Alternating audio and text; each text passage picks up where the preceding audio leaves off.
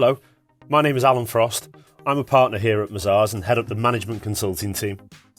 In this video, Dan Breger, an associate director, will talk you through the things that you need to consider when developing a crisis management plan.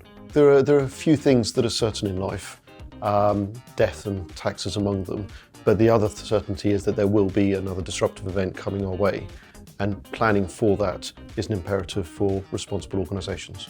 So what do we need to focus on? So first and foremost, we need to understand the inherent and emerging risks to our organisation. We need to have a common taxonomy for talking about those risks and understanding them, aligning with incident levels and escalations. We need governance structures, and people need to understand their roles and responsibilities. And finally, we need to have this awareness across the organisation of how we will respond, so we're not taken off guard when things inevitably do go wrong. When planning a crisis response, it's easy to think about only those high impact, low probability or black swan events. But actually, crisis management is about any disruptive event that could affect your organisation. But the trick here is to understand how impactful it might be. And that could be based on time, based on impact to your people, based on impact to your bottom line. How long does it take to introduce a crisis management capability? An initial capability really is something you can introduce very, very quickly.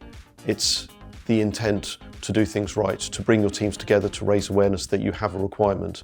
Subsequently, although it's very easy to start in the middle and write your plan, you need to take a step back to think about those points raised earlier around the different sorts of risks you might be exposed to and the governance structures. But ultimately, you want a plan which, when picked up, actually can be followed and give the direction needed to provide a structured response. Does one framework cover the entire organisation? It does, because crises come from different angles. They can be physical disruptions, they could be based on environmental factors, they could be based on disruptions within a function of your business that's underperforming and a domino effect that trickles out from that. But the framework itself should be designed to enable you to respond to any given scenario. And a common question is around business continuity. Where does that fit in? Is that not good enough? Is that more or less than a crisis management plan or an IT disaster recovery plan?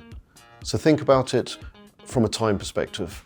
72 hours is your crisis management period. And in a mature organisation, you might be lucky enough to have 72 hours before the crisis occurs as well. But that's your crisis management window. That's when you're dealing with the immediate aftermath of the crisis, assessing the situation, first and foremost, life safety, and communicating to your people, to your stakeholders.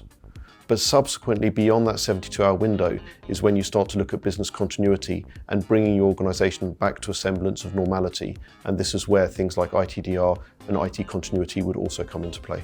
This is an opportunity to both reflect on your immediate 72-hour response window, but also your broader continuity strategies beyond that.